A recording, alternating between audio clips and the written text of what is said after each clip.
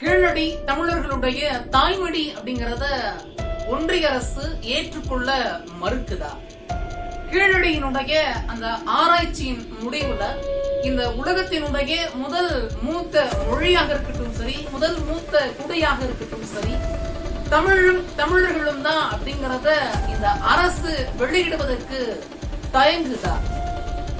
கீழடிக்கு எதிராக இருக்கக்கூடிய இந்த ஒன்றிய அரசினுடைய செயலை கண்டு தமிழ் மக்களும் தமிழ் ஆர்வலர்களும் எப்படிப்பட்ட கருத்தை ஒன்றிய அரசின் மீது எடுத்து வைக்கிறாங்க அப்படிங்கறதையும் இந்த காணொளியில நம்ம பேசி விவாதிக்க போறோம். வாங்க பேசுவோம். உங்கள் அனைவருக்கும் வணக்கம். பேசுவது கார்த்திக்.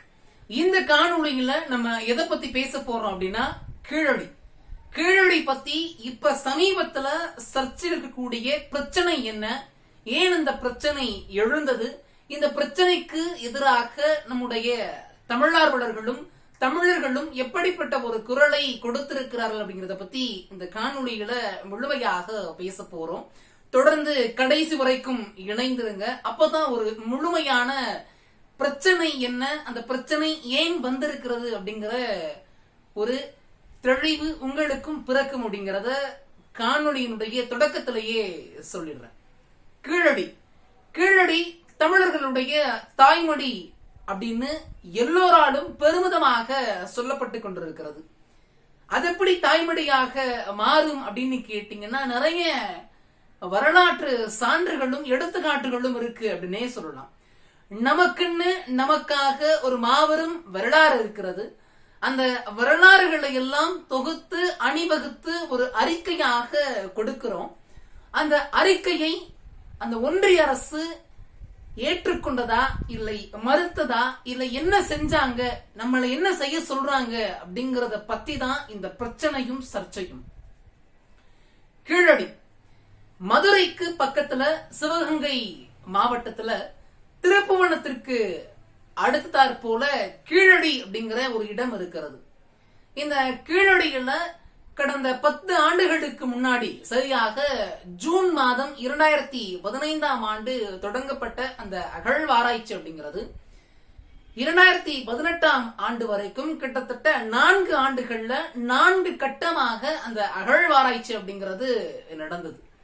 அந்த அகழ்வாராய்ச்சியை யார் நடத்துறா அப்படின்னு பாத்தீங்கன்னா, இந்திய தொல்லியல் துறையினுடைய சார்புல ஒரு பிரிவு கண்காணிப்பாளர் திரு அமர்நாத் ராமகிருஷ்ணன் அவர்களுடைய தலைமையில இந்த தொல்லியல் துறை அகழ்வாய்வு அப்படிங்கிறது 4 கட்டமாக நடக்குது. கிட்டத்தட்ட 2வது கட்டம் எப்போது நடக்குது அப்படின்னா 2017ஆம் ஆண்டு நடக்குது. கிட்டத்தட்ட 6000த்திற்கும் மேற்பட்ட பொருள்கள் அந்த இடத்துல கிடைச்சிருக்கு அப்படிங்கறத அந்த தொல்லியல் துறை நிபுணர்கள் ஒரு அறிக்கையை வெளியிட்டு இருக்காங்க. அந்த பொருள்களையுமே நமக்கு காட்சிப்படுத்தி இருக்காங்க.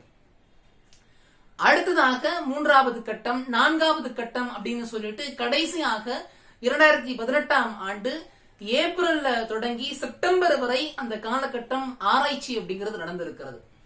அந்த 4வது கட்டத்திற்கு மட்டும் கிட்டத்தட்ட 55 லட்சத்தை ஒதுக்கீடு செஞ்சு அந்த அகழ்வாராய்ச்சி பணியை மேற்கொண்டது இந்திய தொல்லியல் துறை அரசு. சரி, இப்ப அகழ்வாராய்ச்சி பண்ணிட்டாங்க, 4 கட்டமாக பண்ணிட்டாங்க. கிட்டத்தட்ட 6000த்திற்கும் மேற்பட்ட பொருள்கள் கிடைத்திருக்கிறது. மக்கள் அங்கு வாழ்ந்திருக்கிறார்கள் அப்படிங்கிறதுக்கான ஆதாரங்கள் கிடைத்திருக்கிறது அப்படின்னா சொல்றாங்களே. இப்ப என்ன பிரச்சனை அப்படின்னு கேட்டோம்னா, அப்படி வாழ்ந்தாங்க அப்படிங்கறத ஒரு அரசு அதிகாரப்பூர்வமாக வெளியிடணும் இல்லையா? கிடைத்த அந்த ஆதாரங்களும் அறிவியல் சார்ந்த அந்த நிபுணத்துவம் பெற்ற அந்த ஆதாரங்களை இந்திய ஒன்றிய அரசு வெளியிட மறுக்குது. ஏன் வெளியிட மறுக்குது அப்படிங்கிறதுக்கும் நிறைய பின்னணி காரணங்கள் இருக்கிறது. இந்த கீழடி அப்படிங்கிற ஒரு இடத்துல 6000த்திற்கும் மேற்பட்ட பொருள்கள் கிடைத்திருக்கிறது அப்படின்னு சொன்னேன் இல்லையா? என்னென்ன பொருள்கள் கிடைத்திருக்கும் அப்படிங்கறத பத்தி ஒரு கட்டுரையே வந்திருக்கிறது. குறிப்பாக நான் படிச்ச அந்த விஷயங்கள்ல உங்ககிட்ட பகிர்ந்துக்கிறேன். ஆதன், உதிரன், திசன் அப்படின்னு சொல்லக்கூடிய தனி நபர்களுடைய பெயர்கள் பொறிக்கப்பட்ட மண்பாண்ட ஓடுகள், அதுவும் தமிழ் பிராமி எழுத்துக்கள்ல அந்த பெயர்கள் எல்லாம் பொறிக்கப்பட்டிருக்கிறது.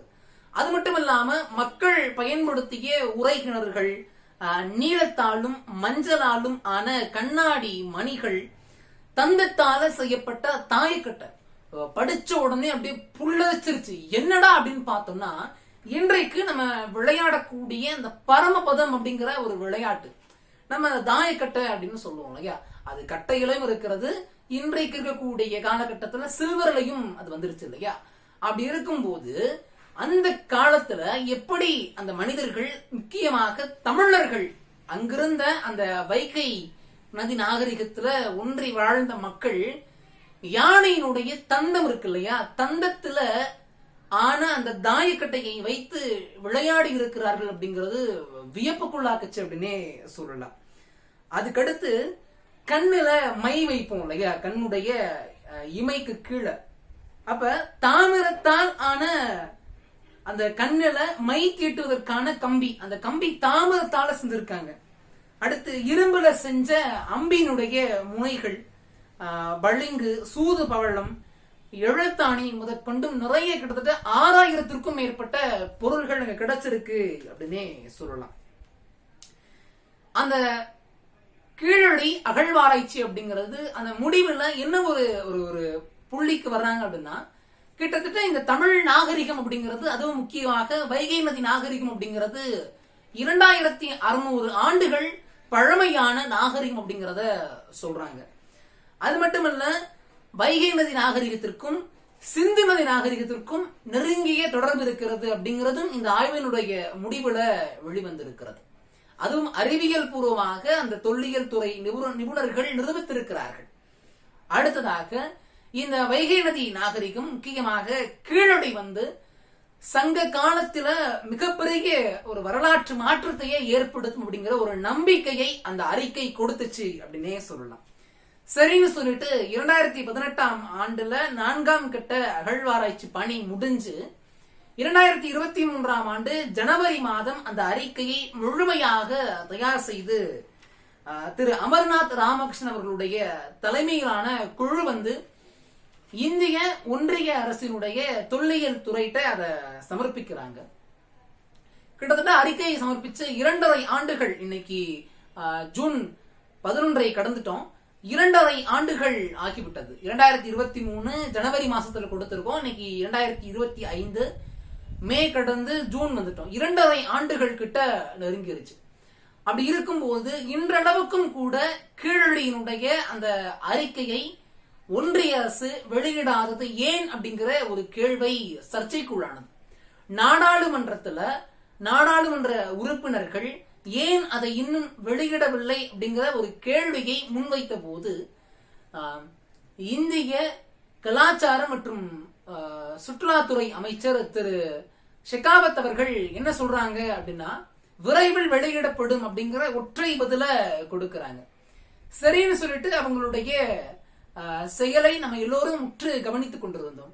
அப்படி இருக்கும்போது சமீபத்துல மே மாதம் 27க்கு முன்னாடி அவங்க ஒரு சொல்றாங்க, திரு அந்த தொல்லியல் துறை திரு அமர்நாத் ராமகிருஷ்ணன் அவர்களுடைய தலைமையில அந்த அறிக்கையை சமர்ப்பிச்சாங்க இல்லையா, அந்த அறிக்கையை வந்து ஒன்றிய தொல்லியல் துறை வந்து நிராகரிச்சு இந்த அறிக்கையில் நிறைய திருத்தங்கள் மேற்கொள்ளப்பட வேண்டும், எப்படிப்பட்ட திருத்தத்தை மேற்கொள்ளப்பட வேண்டும் அப்படிங்கறத அமைச்சருமே சொல்றாரு. என்ன சொல்றாரு அப்படின்னா, இன்னும் அறிவியல் பூர்வமான ஆதாரங்களையும் நிபுணத்துவங்களையும் இந்த அறிக்கையோடு இணைக்க வேண்டும் அப்படின்னு சொல்றாங்க. ஏற்கனவே அறிக்கையை முழுவதுமாக தயாரித்தது அப்படிங்கிறது அறிவியல் ஆதாரத்தோடு இணைக்கப்பட்டதுதான்.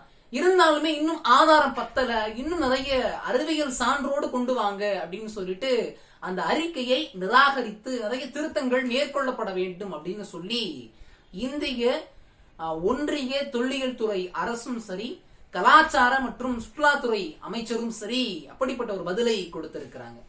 சரின்னு சொல்லிட்டு இதற்கு நேர்மாறாக நம்முடைய தமிழ்நாடு அமைச்சர்களும் சரி, நாடாளுமன்ற உறுப்பினர்களும் சரி, கவிஞர்களும் சரி, நிறைய தமிழ் ஆர்வலர்களும் சரி இதற்கான எதிர்ப்பை முன்னெடுத்திருக்கிறார்கள் அப்படின்னே சொல்லலாம். முதல்ல நம்முடைய தமிழ்நாட்டு நிதியமைச்சர் திரு தங்கம் தென்னரசு அவர்கள் இதற்கு ஒரு பதில கொடுத்திருக்கிறாரு. தமிழ் நாகரிகம், தமிழ் பண்பாடு அப்படிங்கிறது கிட்டத்தட்ட 5350 ஆண்டுகளுக்கு முன்னாடி இருந்தது அப்படிங்கிறது புலப்படுது. அது மட்டும் இல்லாம அன்றைக்கு வாழ்ந்த மக்களும் தொழில்நுட்பத்தை அவர்களுக்கு ஏற்றவாறு பயன்படுத்தி இருக்கிறார்கள். அதையெல்லாம் அறிவியல் பூர்வமாக நிரூபணம் செய்யப்பட்டு அந்த அறிக்கையோடு சமர்ப்பிக்கப்பட்டிருக்கிறது அப்படின்னு சொல்லிட்டு நிதியமைச்சர் திரு தங்கம் தென்னரசு அவர்கள் தொல்லியல் துறையையும் பார்த்துக்கிட்டு இருக்காங்க. அவங்க இந்த கருத்தை முன்வைக்கிறாங்க. அடுத்ததாக நாடாளுமன்ற உறுப்பினர் திரு சு வெங்கடேசன் அவர்கள் ஒன்றிய அரசிற்கு கிடுக்குப்படியாக ஒரு கேள்விய கேட்டிருக்கார். அவருடைய அந்த ட்வீட்டை படிச்சுட்டு என்னையா மனுஷன் எப்படி கேட்டிருக்காரு அப்படிங்கிற மாதிரிதான் தோணுச்சு. கீழடி பற்றிய உண்மைகளை வெளியிடுவதற்கு இந்த ஒன்றிய அரசு எளிதில முன்வராது அப்படிங்கிற தன்னுடைய பகிரங்கமான ஒரு கருத்தை முன் வச்சிருக்காரு. ஏன் வரமாட்டாங்க அப்படின்னா, தமிழ்நாட்டினுடைய தொன்மைக்கும் கீழடியினுடைய உண்மைக்கும் என்றென்றைக்கும் எதிரி யார் அப்படிங்கிறத இந்த கீழடி அகழ்வாராய்ச்சியினுடைய அறிக்கையில இந்த ஒன்றிய அரசு எப்படி தன்னுடைய செயல்களை காட்டிக் கொண்டிருக்கிறது அப்படிங்கறதன் மூலமாகவே உங்களுக்கு தெரியும் அப்படிங்கறத அவர் சொல்லி இருக்காரு. அடுத்து இன்னும் பயங்கரமாக ஒரு குற்றச்சாட்டை ஒன்றிய அரசின் மீது அவர் முன் வச்சிருக்காரு. என்ன அப்படின்னா, புராணங்களை வரலாறாக மாற்ற அத்தனை தூரம் மெனக்கெட்டு பாடுபடக்கூடிய இந்த ஒன்றிய அரசு அதே போல அதே வேகத்துடனும் அதே மெனக்கெடலுடனும் நம் தமிழர்களுடைய வரலாற்றை மறைக்கவும் பணியாற்றுது அப்படின்னு சொல்லி தன்னுடைய பக்கத்துல பதிவிட்டு இருக்காரு. அடுத்து கீழடியினுடைய அறிக்கைய ஒன்றிய அரசு ஏற்றுக்கொண்டு ஒரு அரசாணையாக வெளியிடுவது ஏதோ அதோட முடிந்து விட்டது அப்படிங்கிறது மட்டுமல்லாம நிரூபிக்கப்பட்ட அறிவியலோடு சம்பந்தப்பட்டது, நிரூபிக்கப்பட்ட ஒரு அறிவியலோடு சம்பந்தப்பட்ட அனைத்து ஆதாரங்களையும் அடக்கிய ஒரு அறிக்கையை ஆதாரம் பத்தல, இன்னும் நிறைய அறிவியல் சான்றுகள் வேண்டும் அப்படின்னு சொல்லி ஓரம் தள்ளுவது, புறந்தள்ளுவது, நிராகரிப்பது அப்படிங்கிறது ஏற்றுக்கொள்ளக்கூடிய ஒரு விஷயம் அல்ல அப்படிங்கிறத அவர் பதிவிட்டு இருக்காரு. கீழடி தமிழர்களுடைய தாய்மொழி அப்படிங்கிறத நாம் உறக்க சொல்லியே தீர வேண்டும் அப்படிங்கிறத மதுரை நாடாளுமன்ற உறுப்பினர் திரு சு வெங்கடேசன் அவர்கள் தன்னுடைய முதல் ட்வீட்ல பதிவிட்டு இருக்கார். அடுத்து அமைச்சர் இன்னும் அறிவியல் பூர்வமாக ஆதாரம் வேண்டும் அப்படின்னு கேட்ட உடனே அவர் இன்னும் ஒரு பதில கொடுத்திருக்காரு.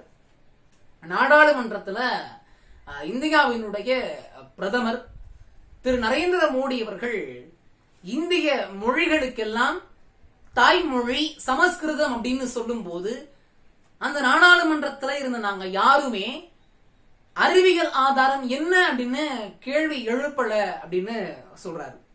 கீழடி குறித்து அறிவியல் பூர்வமாக நிறுவனங்களால ஆதாரங்கள் திரட்டப்பட்டு அது அணி சேர்க்கப்பட்டு சமர்ப்பிக்கப்பட்டிருக்கிறது. இருந்தாலுமே நீங்க இன்னும் ஆதாரம் வேண்டும் அப்படின்னு கேட்கிறீங்க. சரின்னு சொல்லிட்டு அந்த கீழடி அகழ்வாராய்ச்சியில கண்டுபிடிக்கப்பட்ட ஒரு மாட்டினுடைய கொம்பை வைத்து அறிவியல் பூர்வமாக ஆதாரம் திரட்டப்பட்டு இணைக்கப்பட்டிருக்கிறது.